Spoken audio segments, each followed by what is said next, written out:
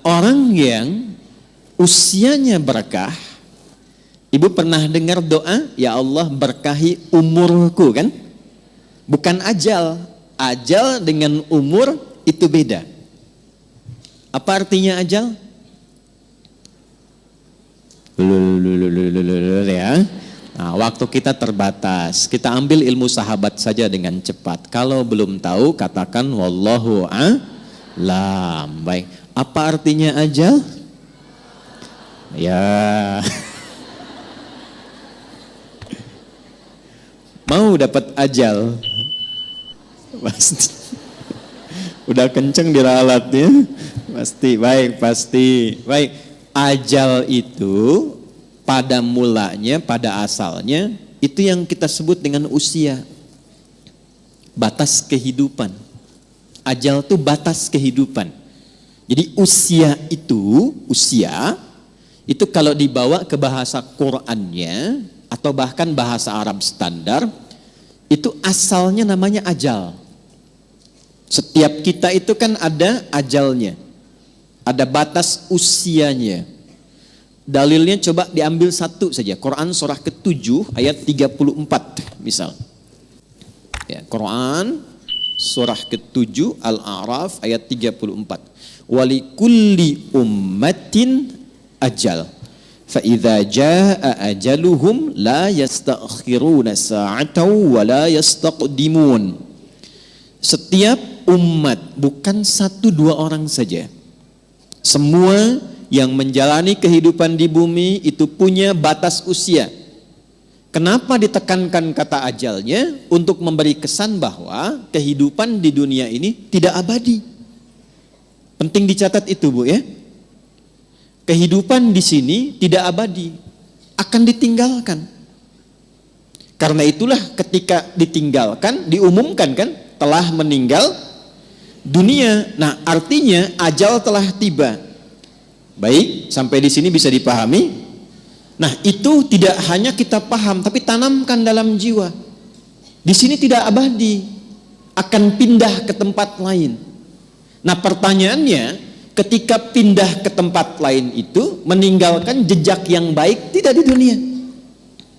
Ibu kan keluar dari sini, setidaknya baru keluar sudah dibincangkan kan?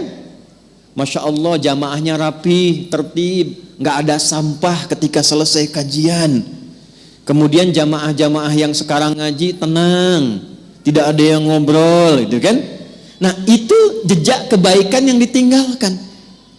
Karena itulah sebelum meninggalkan dunia ini, selain mencari bekal ke tempat baru, kita diberikan bimbingan oleh Allah dan Rasul untuk meninggalkan kenangan-kenangan yang baik.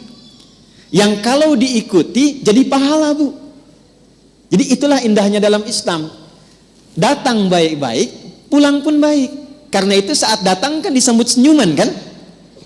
Ini kan kejadian luar biasa sebagai isyarat. Bayi lahir, bayinya nangis, kok bisa orang yang menyambut senyum?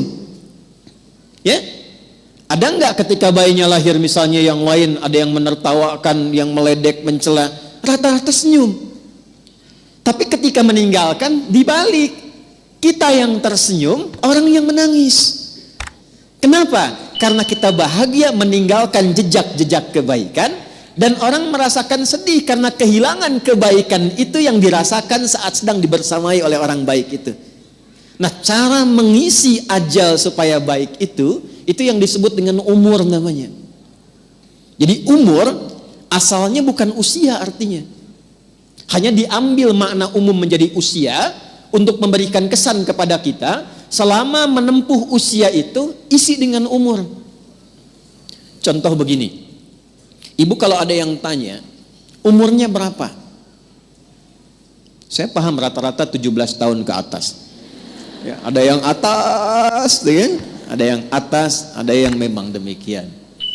Tapi ketika kata umur itu muncul, itu maknanya 3. Nanti kita akan tarik ke kaidah dari Sayyidah Khadijah.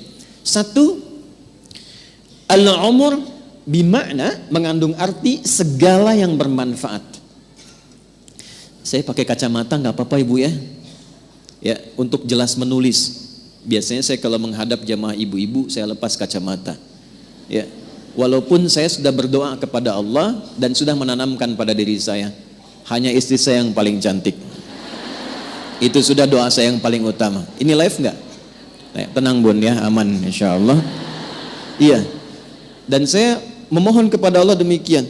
Ya Allah, jadikan siapapun yang aku pandang tetap istriku yang paling mulia. Dan jangan pernah tanamkan pada jiwaku keberpalingan dari istriku dan ketertarikan selain apa yang istriku ridhai. Jadi ibu jangan berharap banyak kepada saya. Ya.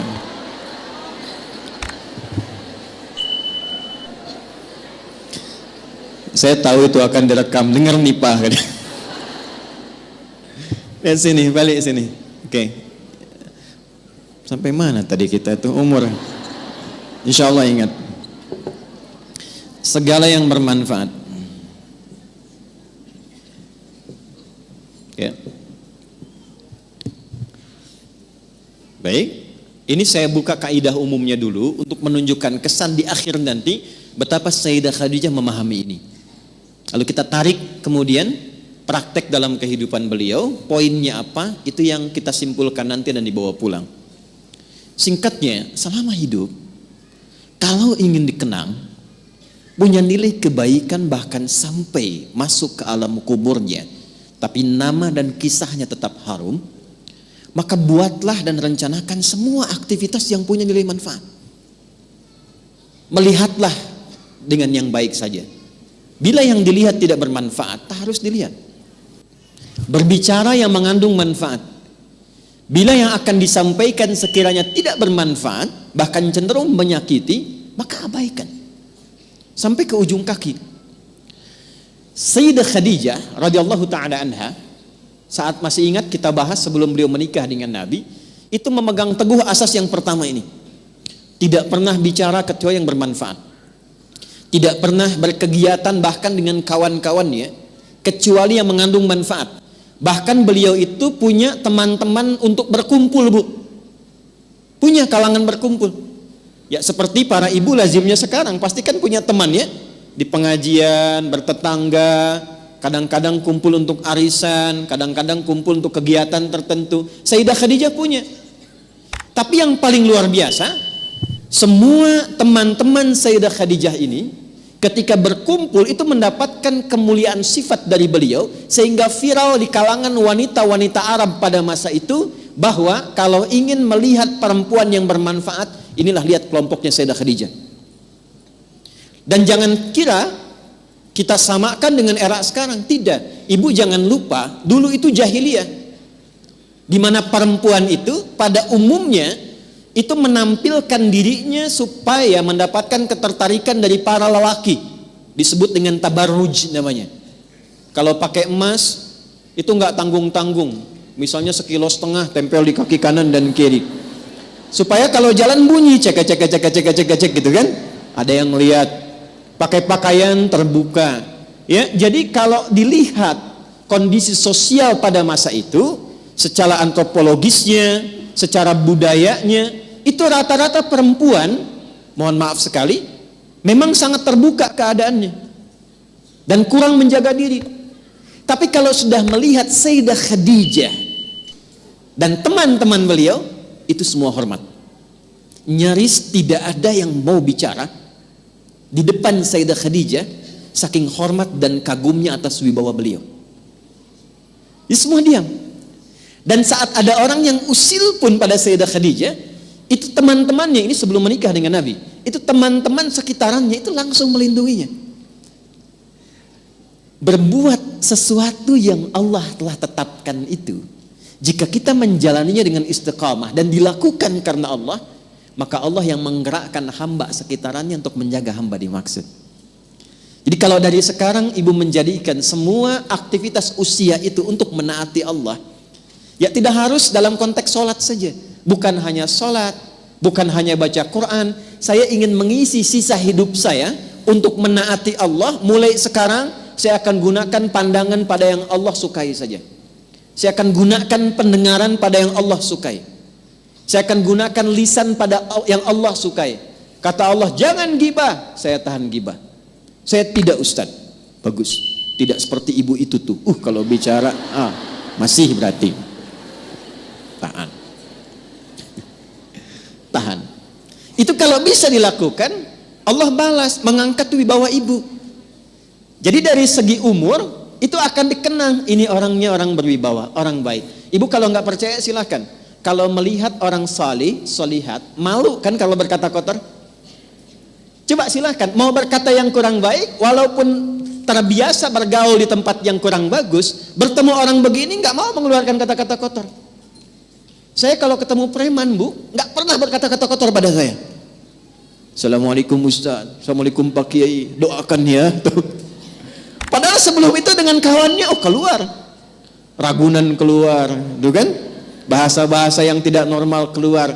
Tapi ketika kita berusaha menaati Allah dalam hal yang simpel saja, turunlah kemudian jawaban dari Allah dengan melindungi sifat-sifat baik kita.